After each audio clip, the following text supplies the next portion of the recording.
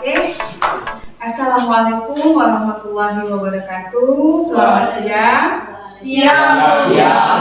Alhamdulillah. Terima kasih Ibu ucapkan kepada anak-anak Ibu sudah datang, sudah meluangkan waktu untuk mengikuti kegiatan hari ini. Nah, sebelum kita memulai kegiatan kita, Ibu minta salah satu dari kalian mau memimpin doa. Siapa yang mau? Ayo. Oke, Sunan, silakan. Mari kita berdoa menurut agama dan kepercayaan kita masing-masing. Doa dimulai. Bismillahirrahmanirrahim. Raditu billahi rabba wa bil islam dina wa bil muhammadin nabiyya wa rasula. Rabbil zidni ilman warzuqni fahman bi rahmatika ya arhamar rahimin. Allahumma fir lana dzunubana wa liwalidayya warhamhuma kama rabbayani shaghira. Rabbana atina fid dunya hasanah wa fil akhirati hasanah wa qina adzabannar. Amin. Terima kasih ya Nak, Sunan ya. Oke. Nah, selanjutnya kali ini kita akan melakukan layanan bimbingan kelompok. Layanan bimbingan kelompok ini adalah bagian layanan-layanan yang dilakukan oleh guru bimbingan konseling, ya kan? Nah, anak-anak Ibu,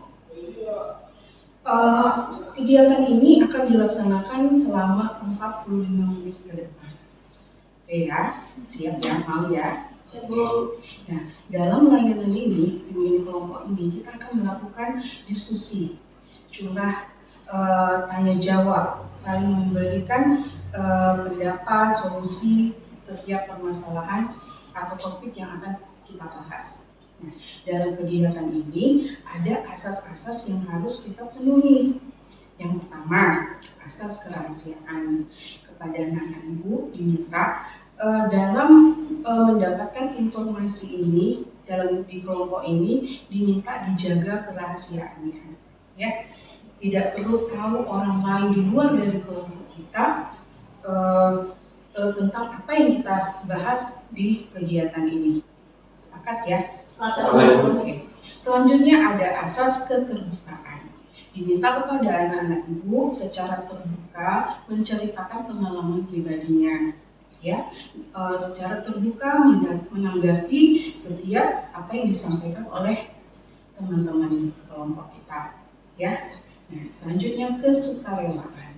Nah, di sini asas kesukarelaan itu diminta kepada anak-anak Ibu secara sukarela menanggapi, menyimak apa yang disampaikan oleh teman-teman satu kelompok kita ini. Nah, terakhir ada asas kenormatifan. Kenormatifan ini maksudnya kita di sini menjaga norma.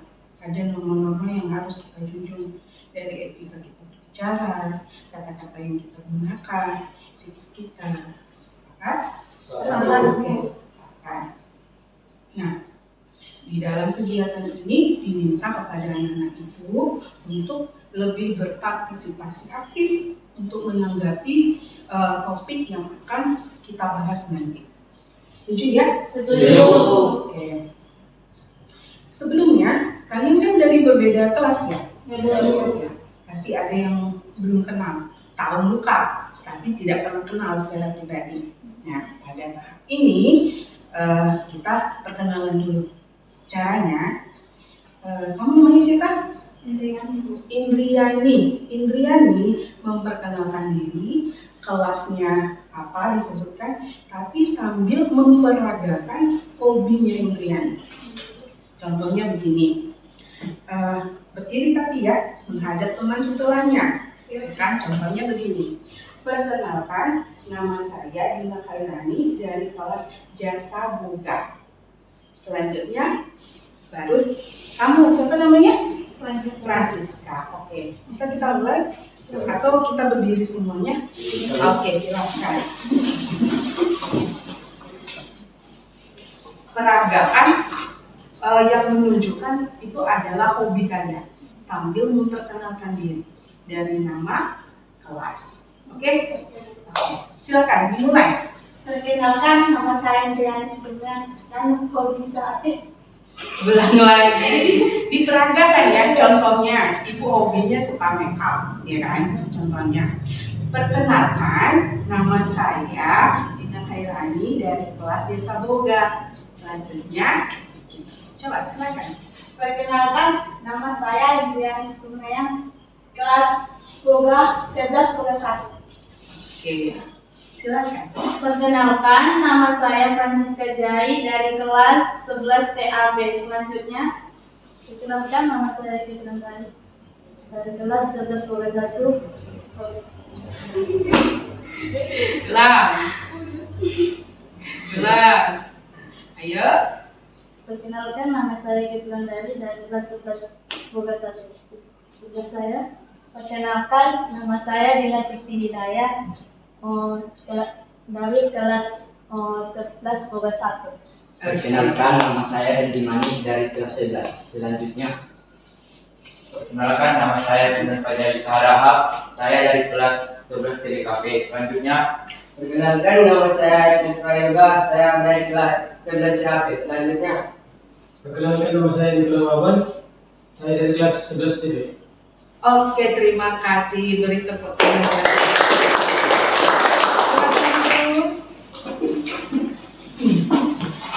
Kira-kira dari apa yang Ibu sampaikan tadi, beberapa hal yang Ibu sudah sampaikan, ada yang belum dipahami atau bagaimana? Silakan boleh ditanyakan ke Ibu. Ada? Boleh? Ya, silakan. Tadi kan telah disampaikan asas-asas dalam Kegiatan bimbingan kelompok. Iya. Salah satunya yaitu kerahasiaan. Iya. Nah, kalau misalnya teman saya mempunyai masalah, namun dia bercerita kepada saya, namun dia bersifat rahasia. Iya. Tetapi masalah yang dialaminya itu sangat fatal. Bagaimana solusi kita untuk menghadapinya? Apakah kita memberitahukan pihak lain atau bagaimana? Oke. Menyinggung masalah asas kerahasiaan.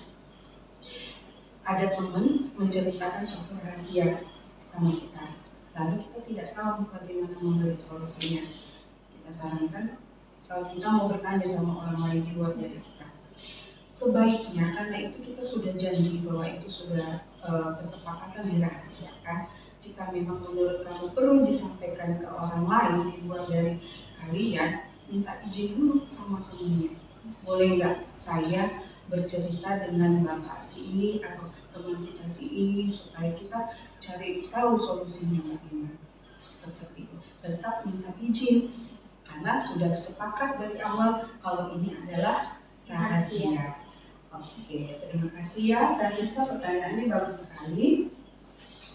Oke, nah sekarang Ibu akan menjelaskan lagi kegiatan kita hari ini adalah bimbingan kelompok, di mana tugas kalian adalah berdiskusi, saling bercurhat tanya jawab, ya kan, memberi pendapat dan solusi. Ya kan, kalau ada ide-ide kalian silahkan disampaikan dengan baik, ya kan, dengan bahasa yang baik. Oke, setuju ya? Setuju. Oke. Jadi ingat tadi bahwasannya di BKP ini, bimbingan kelompok ini disingkat BKP ya, ada asas kerahasiaan, kesukarelaan, keterbukaan, dan kenormatifan. Oke. Nah, supaya biar lebih rileks lagi nih, Ibu ada SBK, ya, ada SBK berhitung. Dalam tiap lipatan ketiga diganti dengan kata dot. Setuju ya? Setuju. Nah, contohnya gini, hitung dari awal Indriani 1, 2. Nah, lanjutkan lagi sampai berputar. Oke ya? Setuju ya? Kita mulai? Oke, silakan mulai. 1, 2, 1. Salah. Harusnya 4. yang salah kita beri sanksi ya. Oke, setuju. Oke, kita ulang lagi. Mulai. 1, 2, 4. 5 dot. 7 4, Dot 9, 10, Oke, sudah cukup. Terima kasih. Tadi ada yang salah. Ayo silakan, kita suruh apa dia? Nyanyi. Nyanyi, coba itu. Nyanyi. Coba. Pelangi-pelangi ada panggilanmu, ada kau tidak dipanggil, pelukis aku siapa dengar, pelangi-pelangi kita Oke, terima kasih. Oke, anak-anak ibu, dalam kegiatan kita ini kita akan membahas satu topik yang berjudul manajemen waktu. Ya, manajemen waktu. Kira-kira sudah pernah tidak mendengar materi ini?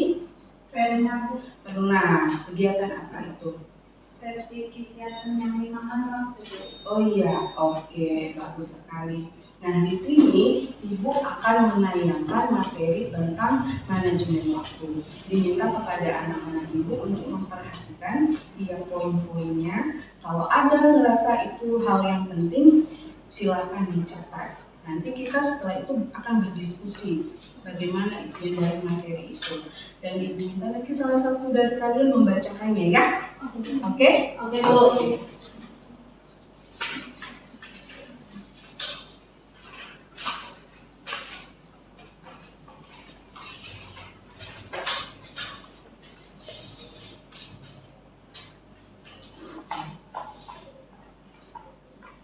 Manajemen waktu. Kira-kira siapa yang mau duluan membacakannya?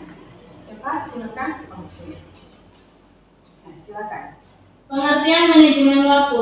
1. Pengertian manajemen waktu secara umum adalah suatu perencanaan, pengorganisasian, penggerakan dan controlling atau pengawasan produktivitas waktu. Sebab waktu menjadi salah satu sumber daya untuk melakukan pekerjaan dan merupakan sumber daya yang harus dikelola secara efektif maupun efisien. 2. Pengertian manajemen waktu menurut salah satu ahli, menurut Atkinson, manajemen waktu didefinisikan sebagai suatu jenis keterampilan yang berkaitan dengan segala bentuk upaya dan tindakan seorang individu yang dilakukan secara terencana agar individu tersebut dapat memanfaatkan waktunya dengan sebaik-baiknya. Oke, itu adalah pengertian dari Manajemen waktu. Dan ternyata ada salah satu ahli juga mendefinisikan manajemen waktu itu, ya kan? Berarti ini sudah diteliti juga, ya kan? Nah, selanjutnya, siapa kira-kira mau baca? Saya, Bu. Oke, silakan. 3. Prinsip manajemen waktu. 1. Sediakan waktu untuk perencanaan. Sediakanlah waktu untuk perencanaan untuk menetapkan prioritas, pekerjaan atau aktivitas mana yang harus didahulukan. Perencanaan ini dilakukan dengan mengurutkan tugas dari yang terpenting. 2. Segera selesaikan tugas prioritas. Segera selesaikan tugas yang memang memiliki prioritas tinggi dengan cepat dan pastikan pekerjaan tersebut selesai sebelum memulai pekerjaan lainnya. 3. Prioritaskan sisa tugas. Utamakan kembali untuk menyelesaikan tugas yang tersisa berdasarkan informasi yang sudah dibuat. Oke, coba siapa yang mau menanggapi sediakan waktu untuk perencanaan itu maksudnya apa? Siapa yang mau menanggapi? Silakan. Contohnya dalam sediakan waktu untuk perencanaan untuk menghindari keterlambatan waktu dalam kegiatan itu. Seperti ada contohnya les kan Bu, ekstrakurikuler. Disediakan kan waktunya Bu, dia bisa mengatur waktunya tepat sampai di tempat. Oke, bagus sekali. Jadi dibuat perencanaan dulu kan? Iya, Bu. Ada lagi yang mau menanggapi? Silakan. Niko? Tidak ada. Nah, selanjutnya, segera selesaikan tugas prioritas. Nah, maksudnya itu apa? Coba. Nah, Sunan. Iya. Makanya itu menyelesaikan tugas-tugas yang paling penting dari daftar tugas-tugas keseharian kita. Oh, setelah kita buat rencana, lalu pilih prioritas yang paling penting itu maksudnya. Oke, bagus sekali sebenarnya. Nah, selanjutnya prioritaskan sisa tugas. Maksudnya apa? Siapa yang mau kasih tahu? Francisca? Prioritaskan sisa tugas itu misalnya selesai tugas yang utama dilakukan, terdapat tugas-tugas yang lain. Yang dimaksud di situ yaitu kita harus menyelesaikannya meskipun tidak terlalu utama, namun kita juga harus menyelesaikannya karena itu merupakan suatu keseharian kita agar tidak memakan begitu banyak waktu. Oke, begitu banyak waktu itu terlalu sia-sia ya? Iya, bagus sekali Francisca ya. Oke, nah selanjutnya siapa yang mau baca? Pentingnya manajemen waktu. Siapa? Kamu silakan. Pentingnya manajemen waktu. Kenapa manajemen waktu sangatlah penting? Karena waktu itu sangat berharga dan waktu yang berlalu tidak dapat diulang lagi. Inilah alasannya. 1. Dapat membantu kita untuk bekerja secara lebih efektif dan efisien dengan skala prioritas. 2. Dapat menjauhkan kita dari depresi, stres, karena dengan menerapkan manajemen waktu, kita dapat mengontrol setiap pekerjaan atau tugas dan tanggal waktunya. 3. Dan membuat kita lebih produktif. Oke, siapa yang mau menanggapi dari pentingnya manajemen waktu? Coba, siapa? Di yang pertama, dapat membantu kita untuk bekerja secara lebih efektif dan efisien dengan skala prioritas. Nah, siapa mau menanggapi? Maksudnya bagaimana tuh? Silakan. Samping Francisca. Siapa namanya? Katie. Nah, Katie. Bagaimana itu menurut kamu, Katie? Maksudnya seperti apa?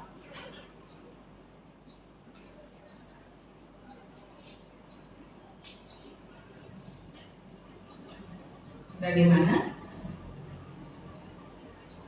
Dia bilang kan dapat membantu kita untuk bekerja secara lebih efektif dan efisien dengan skala prioritas. Ayo, siapa yang mau bantu? Maksudnya seperti apa? Oke, silakan. Maksudnya di situ kita dapat bekerja secara rapi. Maksudnya di situ kita bekerja secara bertahap, kita membuat jadwal dan pekerjaan kita terasa begitu ringan kayaknya karena pekerjaan sebelumnya telah dilakukan, tinggal sisa-sisa pekerjaan selanjutnya yang akan dikerjakan. Oke, jadi dia lebih efisien ya, lebih efektif karena lebih tertata. Bagus sekali Francisca. Nah, selanjutnya dapat menjauhkan kita dari depresi, stres karena dengan menerapkan manajemen waktu kita dapat mengontrol setiap pekerjaan atau tugas dan tanggal waktunya. Kira-kira seperti apa? Ismet, bagaimana? Nah, jadi rupanya manajemen waktu itu bisa membantu kita terhindar dari stres atau depresi. Nah, itu maksudnya kenapa kok bisa?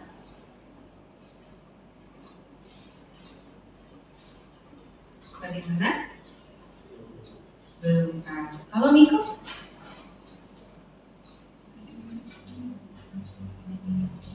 Coba. Tanggapan saya Bu, contohnya dapat menjauhkan kita dari depresi, memang itu benar Bu. Tapi dalam stres itu kita bisa dengan menangani seperti pengertian atau pentingnya manajemen waktu di setiap kita berinteraksi. Ya, di saat kita juga Bu, kalau kita bisa menanggapi dan mengontrol waktu yang bisa ditugaskan dan tanggal yang akan ditetapkan yang akan dikumpulkan tugas itu Bu. Contohnya Bu dengan setiap pekerjaan yang hal-hal pentingnya Bu. Oke, bagus sekali. Francisca? Menurut saya itu menjauhkan kita dari depresi dan stres karena dengan menerapkan manajemen waktu kita dapat melakukan pekerjaan sehingga pekerjaan yang sebelumnya dan sesudah tidak menumpuk. Jadi kita lebih lebih enak, mengerjakan lebih efisien. Jadi karena sudah tertata, kita ngikutin sesuai dengan jadwal itu, kita nggak stres kalau ada kelewatan atau tertinggal tugas gitu ya. Iya bagus. Oke, selanjutnya dan membuat kita lebih produktif. Nah, siapa nih tahu maksudnya apa tuh? Membuat kita lebih produktif. Coba.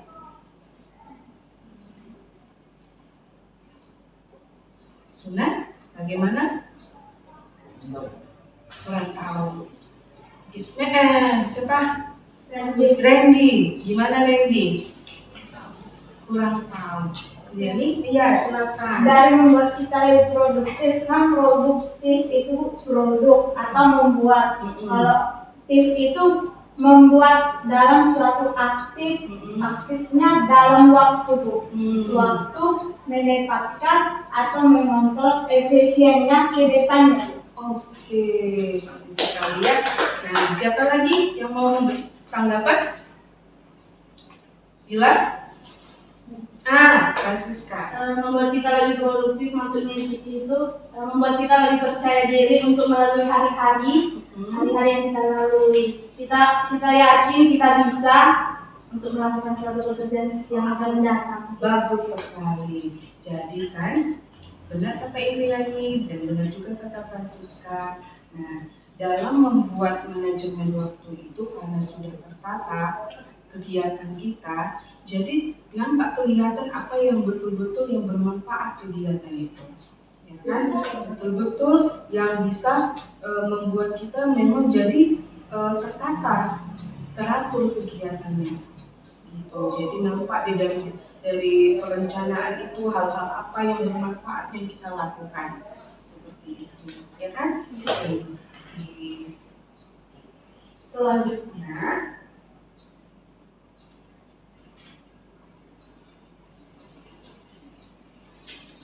Manfaat manajemen waktu. Siapa yang mau bersedia membacanya? Oke nih, silakan. Manfaat manajemen waktu. Sistem manajemen waktu yang sesuai dengan kebutuhan bisa membantu kita dalam menyelesaikan tugas pekerjaan dalam waktu yang lebih singkat. Apapun prioritasnya, dipelajari bagaimana cara mengatur waktu akan membantu kita dalam mencapai target atau tujuan yang sudah ditetapkan sebelumnya.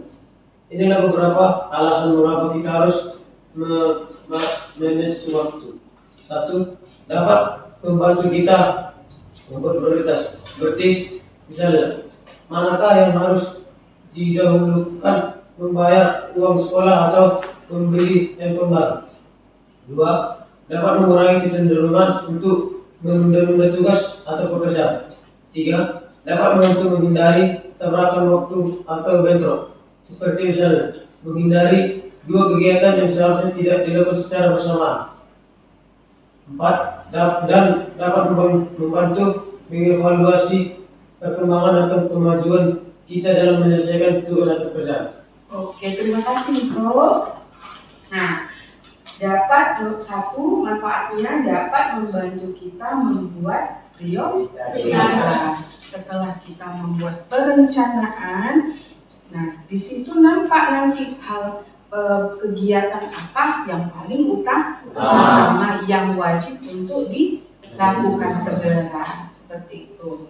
Lalu dapat mengurangi kecenderungan untuk menunda-nunda tugas atau pekerjaan. Jadi maksudnya kan kita sudah ada waktu kita buat, ya kan. Nah karena sudah ada memang jadwalnya, kita harus komit memang melakukannya sesuai dengan jadwal. Jadi tugas yang lainnya tidak tertunda-tunda, ya kan? Nah kalau umpamanya kita ada PR atau bangun tidur pagi, pasti pada buat alarm kan? Ya kan?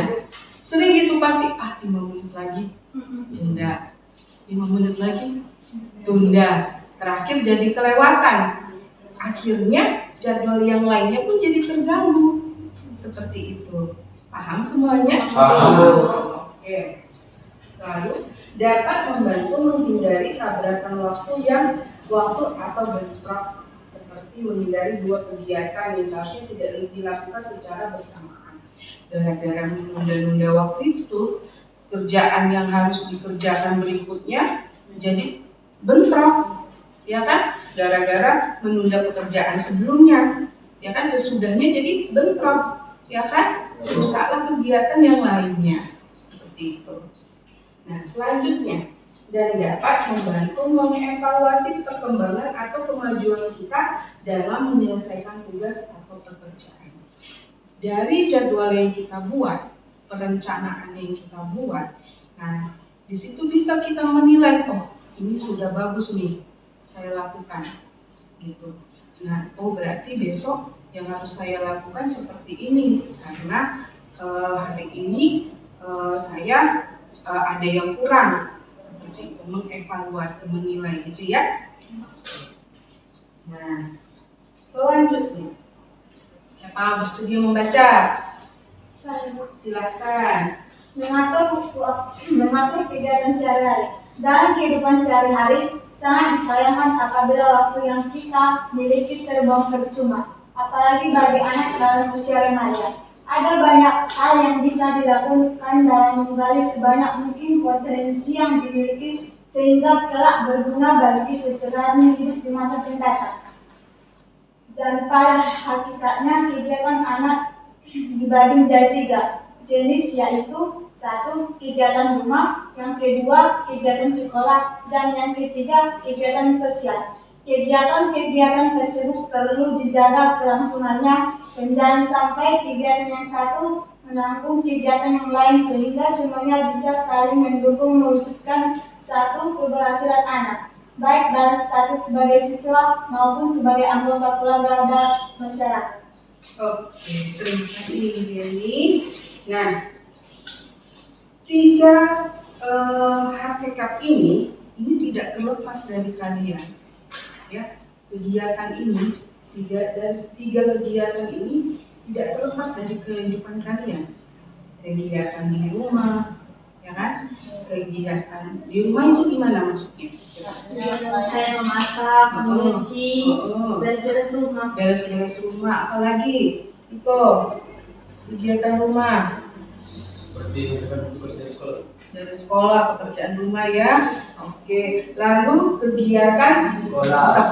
Seperti apa itu Ismet? Belajar, Bu. Belajar, apalagi kegiatan sekolah. Seperti mengikuti ekstrakurikuler. Nah, apalagi? Bagus. Sunan? Seperti apa? Belajar. Belajar, iya betul. Lalu kegiatan sosial. Ini tidak bisa terlepas dari kalian. Contohnya, sosial itu apa? Dan hubungan pertemanan. Iya, benar sekali, berorganisasi, ya kan? Kalau kita mungkin kayak remaja masjid, OSIS, ya kan? Remaja gereja, seperti itu, bergaul dengan teman-teman yang dari sekolah atau di rumah. Ini tidak bisa terlepas dari kita. Di usia kalian ini tidak akan terlepas dari kegiatan sehari-hari, pasti menyangkut dengan hal ini, ya kan? Mengerjakan pekerjaan rumah, pekerjaan sekolah, berteman, bergaul, seperti itu. Pasti setiap harinya terus kita akan menyangkut dari kegiatan 3 kegiatan ini, ya kan? Ya. Oke. Selanjutnya, jadi kan kita tadi cerita tentang perencanaan. Nah, berikut, ini contoh dari bagaimana membuat perencanaan. Bisa baca? Oke, silakan Niko. Berikut ini kiat-kiat mengatur waktu yang ditulis oleh Saisko. Henry Saisko. Henry Saisko dalam buku berjudul Sekolah Siapa Tahu. Berikut ini. 1. Tentukan prioritas 1. Kalau banyak yang harus dikerjakan, buatlah daftar apa yang harus dan akan dikerjakan. Lalu urutkan penting tugas dalam urutan 1, 2, 3 dan seterusnya menurut tingkat urgensi. 2. Jangan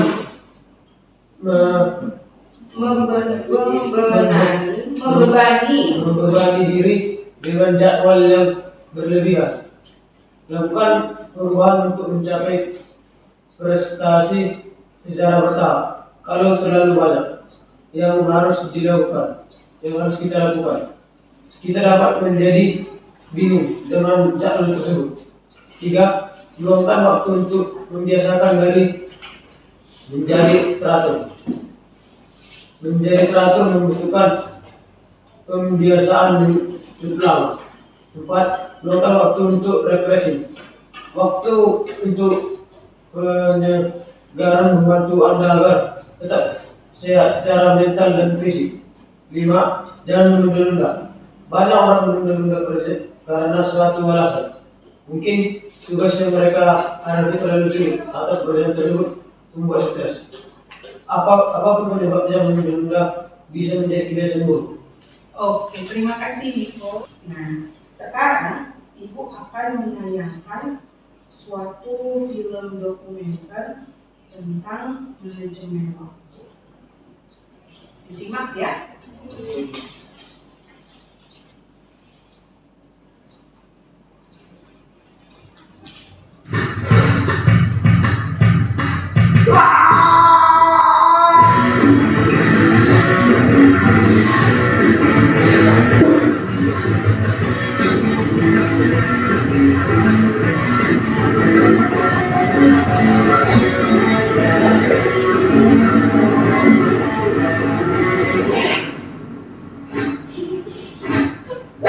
ya.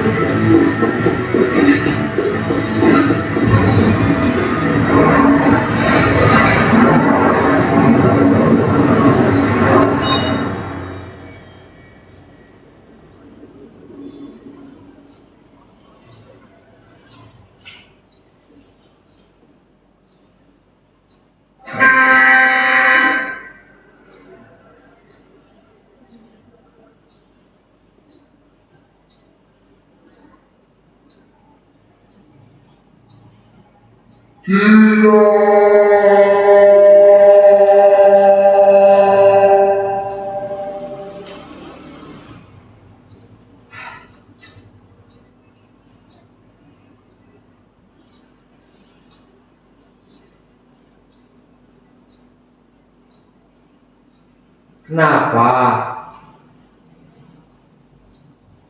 Telat ikut ujian? Kok bisa?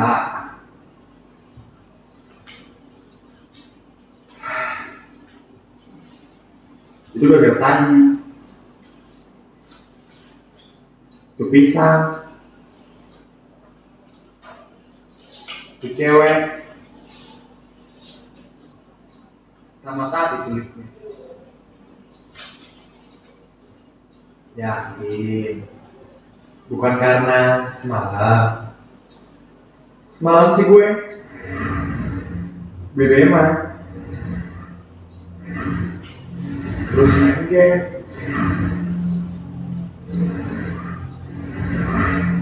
dan terus. Nah tapi kok kemarin juga kerjaan juga susah menjadi. Oh, tapi sampai jam berapa? Sampai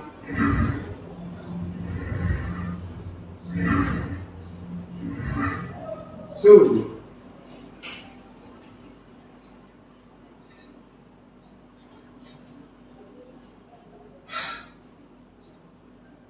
Iya juga ya. Harusnya gue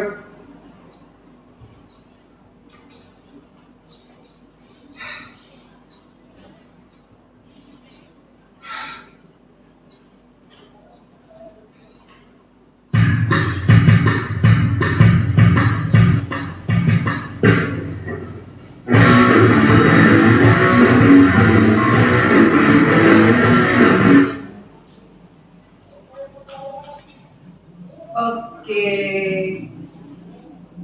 Nah, sekarang dari tayangan tersebut, kira-kira siapa yang mau memberi tanggapan? Atau adakah yang sama seperti yang dialami di pemeran tadi? Coba, siapa? Ya, silakan Francisca.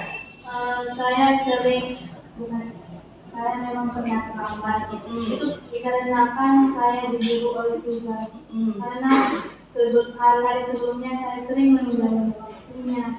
Jadi ketika waktunya sudah mepet, saya terpaksa harus bergadang sehingga mengganggu waktu saya di pagi hari. Dan saya sangat merasa menyesal. Pada saat di pagi hari saya juga mendapatkan sanksi dari sekolah dikarenakan terlambat. Namun saya menyadari bahwa semuanya itu sia-sia apabila tidak menunda-nunda kesempatan yang telah ada. Oke, terima kasih Francisca. Ada yang mau menanggapi dari apa yang disampaikan Francisca? Coba, Niko. Seharusnya Francisca itu bagaimana dari pengalamannya? Seharusnya Francisca itu mengerjakan tugas sebelum waktunya besok dikumpulkan. Lalu dia mengerjakan tugas jauh-jauh hari sebelum tugas itu dikumpulkan pada besok. Iya, supaya dia nggak tergesa-gesa mengerjakannya ya kan, sehingga kegiatan yang lain tidak terganggu. Seperti yang di film tadi ya. Oke, siapa lagi yang punya pengalaman yang bermasalah dengan waktu? Coba, siapa? Randy? Tidak ada. Kalau Sunan bagaimana? Pernah nggak ngalamin seperti yang tadi? Contohnya gimana? Saya pernah terlambat ke sekolah gara-gara main bola sampai jam 4 subuh. Wah, lalu? Lalu pada saat jam 4 subuh saya tidur sampai jam 8. Akhirnya? Terlambat ke sekolah. Oke, seharusnya bagaimana tuh si Sunan itu? Harusnya Bu dikontrak waktu menonton bolanya Bu. Iya. Jangan sampai jam 4 subuh. Oke, seharusnya kalau bola itu kan ada tayangan lain, apa kan? Ulang kan? Harusnya dinonton tayangan ulang aja ya kan? Karena mengingat besok sekolah seperti itu. Kalau Dila ada nggak punya pengalaman yang sama seperti yang ditayangkan? Ada Bu. Apa contohnya? Misalnya kayak menyetrika baju di sekolah Bu. Oh, harusnya malam-malam kian. Malam-malam kian. Bagaimana menurut Francisca? Seharusnya dia memang menyetrikanya di malam hari. Kalau boleh di hari Minggu sekaligus baju putih, batik dan olahraga sekaligus. Dan apabila hari-hari dipakai tidak mengganggu dan waktunya itu lebih jadi relax ya kan? Relax. Oh, betul ya kan Gila kan? Iya. Siapa lagi yang punya pengalaman? Ismet. Coba Ismet ceritakan pengalamannya. Tiduran lalu. Tiduran lama, kenapa? Karena Main HP. Gimana menurut kamu? Seharusnya Ismet itu bagaimana? Seharusnya sebelum tidak terlalu main HP. Seharusnya pendidikan harus diutamakan ketimbang yang ada di dalam. Iya, jadi kan di perencanaan itu juga kan nggak dilarang kita refreshing ya kan. Ada waktu dikhususkan untuk kita bisa relax, ya kan, mau kumpul sama teman, atau main HP, bahkan main game. Tapi tadi ini waktu setuju Ismet? Setuju. Ada lagi nggak yang bermasalah tentang manajemen waktu ini? Ada. Ini ada nggak punya pengalaman? Ada. Apa itu coba cerita? Ada Sabtu. Kan Sabtu besoknya gitu. Pada hari Sabtu itu saya begadang sampai jam 2 subuh. Wah, lalu kenapa itu? Pada jam 2 subuh itu saya sebelum jam 2 subuh itu saya main game, Bu. Sehingga jumpa dan nantilah tidur bentar lagi. Menunda terus, Bu. Nunda Sampai seterus jam 3:30, Bu. Oke. Terus tunda lagi, Bu, sampai jam 4, Bu. Udah nggak sanggup aku. Udah tidur lah, Bu. Jangan-jangan sama nih main game sama si Ismet ya? Iya, main apa itu? Mobile Legends. Iya, seperti itu. Iya, oke. Kalau menurut Sunan bagaimana ini seharusnya? Kalau saya pentingkan waktu tidur. Waktu tidur. Iya, Bu. Terus? Jangan terlalu pentingkan media. Iya, dikhususkan waktunya ya, sama kayak siapa tadi yang main game masalah game di Smash setelah tidur, siapa menunda tidur, ya kan? Oke, jadi sangat membantu sekali ya manajemen waktu ini ya. Nah, di sini kita kan sudah membahas menjelaskan secara tayangan materi, dokumenter, tentu anak-anak ibu sudah mulai paham tentang manajemen waktu. Nah, sekarang kita belajar untuk membuat perencanaan kegiatan apa yang akan dilakukan besok hari, ya kan? Ini ada lembaran LKPD namanya. Jadi disinilah kalian tuangkan rencana apa yang akan kalian lakukan untuk besok hari. Oke ya? Nah, silakan.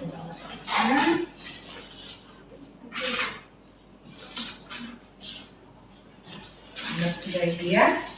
Oke ya? Ya. Nah, masing-masing anak ibu sudah buat jadwal kegiatan untuk sehari-hari. Sudah dibuat yang diprioritaskan? Sudah belum? Oke, siapa yang mau bersedia untuk membacakan kegiatannya? Coba Ismet silakan. Saya ingin membacakan lembar kerja peserta didik. Oke. Pukul 6.00 bangun tidur. Yang lain menyimak ya. Kita beri tanggapan. Pukul 6.15 selesai. Pukul 6.25 mandi. Pukul 6.27 selesai. Pukul 6.32 pakai baju sekolah. Pukul 6.36 selesai. Pukul 6.42 berdoa dan sahur pagi. Pukul 6.44 selesai. Pukul 6.47 memakai sepatu. Pukul 6.49 selesai. Pukul 6.52 berangkat sekolah dan menyala orang tua. Pukul 6.52 selesai. Pukul 7.10 sampai ke sekolah. Pukul 7.15 selesai. Pukul 7.30 dan masuk dan apel jurusan. Pukul 7.30 selesai. Pukul 9.45 masuk jam pelajaran pertama bahasa Inggris. Pukul 9.45 selesai. 10.10 masuk jam pelajaran ketiga penerapan rangkaian elektronika. 10.10 selesai. Pukul 10.25 dan masuk istirahat. Pukul 10.25 selesai. Pukul 11.45 masuk jam pelajaran yang keempat sampai les ke-6. Pukul 11.45 selesai. Pukul 12 pas istirahat yang kedua. Pukul 12.00 selesai. Pukul 1.20 bel masuk mulai jam pelajaran 7 sampai pulang. Pukul 1:32, selesai pukul 1:55, sholat zuhur. Pukul 2:00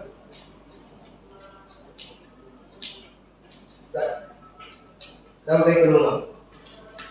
Pukul 2:32, selesai pukul 2:38, saya makan siang. Pukul 2:15, selesai pukul 2 sampai pukul 17:00 saya tidur siang. Oke, sampai siang gitu ya kegiatannya. Oke, tidak apa-apa. Kira-kira siapa yang mau menanggapi dari apa yang disampaikan oleh Ismet kegiatannya tadi? Oke, Vanessa. Dari kegiatan yang telah Ismet bacakan, yang mana yang Ismet prioritaskan dan kapan saja kegiatan apa yang Ismet prioritaskan dan kapan saja kegiatan itu Ismet lakukan? Oke, silakan Ismet. Saya besok pulang sekolah sampai ke rumah. Maksudnya di situ yang lebih diutamakan atau yang lebih diprioritaskan? Tadi kan Ismet sudah buat perencanaan untuk besok. Dari kegiatan yang direncanakan, yang mana Ismet prioritaskan yang menjadi utama yang akan Ismet kerjakan. Itu maksudnya kan segitu kan? Iya. Beribadah saya kurang saya prioritaskan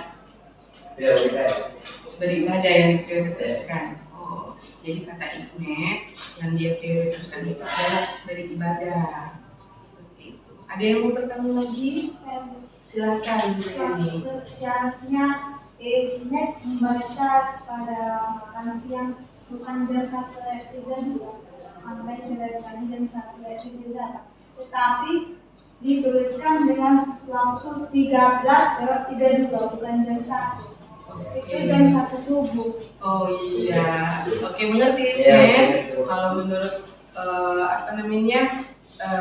urutan jam itu jam 1 siang itu adalah 13. Jadi mungkin maksud si Indriani memperbaiki angka waktunya, ya kan disesuaikan. Bisa ya Ismet ya? Iya. Nah selanjutnya siapa lagi mau membacakan kegiatannya? Ayo, siapa? Dila? Silakan Dila. Mulainya jam 5 sampai jam 5:20 melaksanakan sholat atau beribadah dan bersiap-siap untuk bersekolah ke sekolah. Jam 5:40 sampai jam 5:55 bersiap-siap untuk berkemas ke sekolah. Jam 6:00 bersiap-siap untuk ke sekolah. Jam 7 sampai jam 8 sampai ke sekolah untuk menuntut ilmu belajar. Jam 10 sampai jam 10:25 istirahat pertama yakni maghrib. Jam 10:25 sampai jam 12 masuk kembali mengikuti pembelajaran. Jam 12 sampai jam 12:30 belajar sesuai bidang studi yang masuk. Jam 12 sampai jam 12:35 melaksanakan sholat zuhur. Jam 14:00 pulang sekolah. Jam 15:00 sampai ke rumah.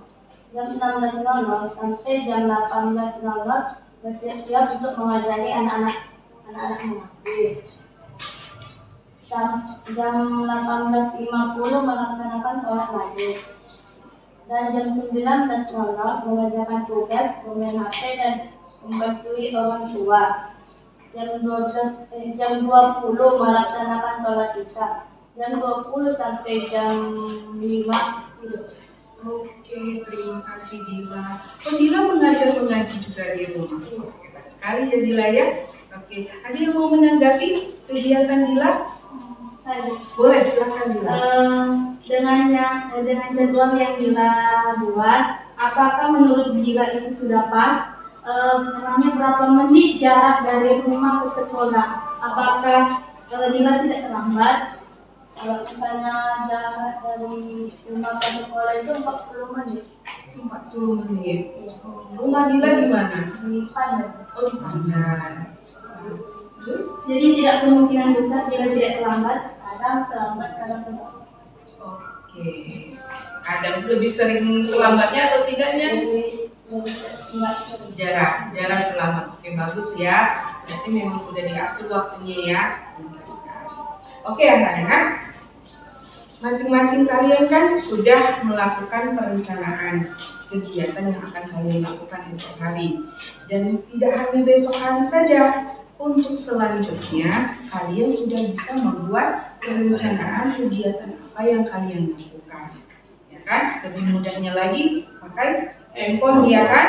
Nah, itu bisa langsung buat alarm, pengingat seperti itu ya kan?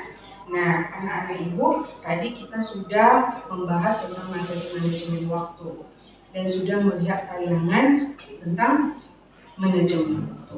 Nah, ibu mau tahu nih, gimana pemahaman kalian tentang manajemen waktu sejauh kita sudah membahasnya tadi? Coba siapa yang mau memberi pendapat?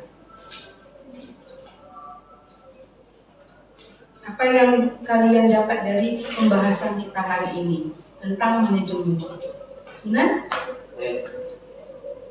Dengan kita manajemen waktu, kita tidak akan tergesa-gesa untuk melakukan kegiatan-kegiatan dan kita bisa santai melakukan kegiatan karena sudah ada waktunya. Oke, bagus sekali Sunan. Yang lain? Ya, Niko, silakan. Kita mengenal tempat manajemen ini, kita bisa membedakan mana tugas yang paling penting dan tugas yang tidak penting. Oh iya, jadi tahu kita ya yang mana perlu kegiatan yang harus dilakukan sama yang tidak, begitu maksud Niko ya. Ya, bagus sekali Niko. Siapa lagi mau memberi pendapat? Silakan. Indriani? Ya, silakan Indriani. Dengan mendalami pelajaran manajemen waktu sehingga sampai sekarang sudah membuat jadwal kegiatan sehari-hari Bu. Nah, setelah kami diskusikan Bu, manajemen waktu menurut saya dalam manajemen waktu itu kita sudah bisa menyediakan dan bisa menyelesaikan tugas sehingga siap menyelesaikan tugas, prioritas hasil atau sisa dari tugas bisa kita bandingkan yang mana yang tidak penting dan mana yang penting. Iya, bagus sekali. Terima kasih. Yang susah? Pas Bu. Si apa Kendi? Apa yang kamu dapat dari materi kita hari ini? Saya dapat dari pengalaman saya dari waktu ini bahwa waktu itu sangat berharga. Benar sekali. Waktu itu sangat Berharga. Dila bagaimana Dila? Dari manajemen waktu ini kita dapat melihat bahwa jadwal manajemen itu tidak baik. Tidak baik. Jadi lebih baik dilakukan sesuai dengan rencana jadwal gitu ya. Biar kita tidak stres, ya kan? Iya. Kalau Lady? Dengan manajemen waktu kita lebih paham tentang pentingnya waktu dalam kehidupan sehari-hari. Iya, benar sekali. Jadi kita lebih tertata kegiatannya kan begitu ya maksudnya. Bagus sekali Wendy. Kalau Ismet? Pas. Oke. Jadi dari penjabaran kalian tadi, Ibu melihat sepertinya sudah mengerti, paham akan pentingnya manajemen waktu. Oke, baiklah anak-anak. Sepertinya waktu kita akan berakhir. Nah, coba kalian ungkapkan apa kesan dan pesan kalian atas kegiatan kita ini, bimbingan kelompok ini. Coba siapa yang mau mengungkapkan kesan dan pesannya? Indriani? Ya, silakan. Dalam bimbingan kelompok ini, setiap satu kelompok atau beberapa orang bisa mengumpulkan tanggapan dan bisa menjelaskan dalam 8 pengertian dari manajemen waktu. Oke, sangat bermanfaat sekali berarti ya kegiatan kita ini.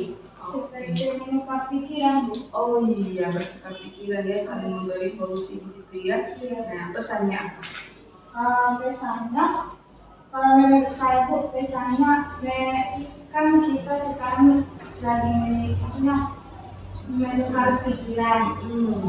Kalau pesan saya memang bagus, Bu, kalau menukar pikiran, karena setiap kita tidak bisa memecahkan suatu masalah, bisa merekomendasikan tanggapan ke kau. Oke, terima kasih. Nah, kalau Sunan, apa pesan-pesannya kegiatan kita yang sudah kita lakukan hari ini? Pesan saya, jangan pernah menyia-nyiakan waktu walaupun hanya 1 detik. Oke. Karena itu sangat berharga bagi kehidupan kita sehari-hari. Oke, bagus sekali. Nah, kesannya kegiatan kita ini? Kesannya menambah wawasan saya dan mempercayai saya sadar soal waktu. Oke, bagus sekali Sunan, terima kasih.